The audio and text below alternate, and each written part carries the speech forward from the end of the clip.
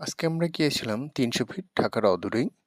আ এখানে যাওয়ার পর একটা সুন্দর পরিবেশ, পাশেই একটা লেক। তো সেখানে অনেক সুন্দর সিটিং ছিল বসার জন্য। নৌকাগুলো ছিল। আমরা সেটা উপভোগ করলাম।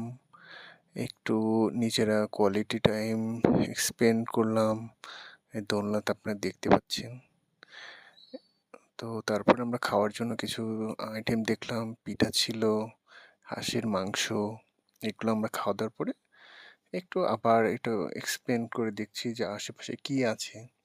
তো সুন্দর পরিবেশ, লাইটগুলো ছিল তো অনেক সুন্দর লাগছিল। একটু নিজেরা হাঁটাহাঁটি করলাম আশপাশ দিয়ে। অনেকগুলো দোকান, খাবার দোকান সবগুলোই। তো অনেক সুন্দর লাগছিল রাতের ভিউটা। এরপরে আমরা আ এপাশে একটু ছবি তুললাম নিজেরা।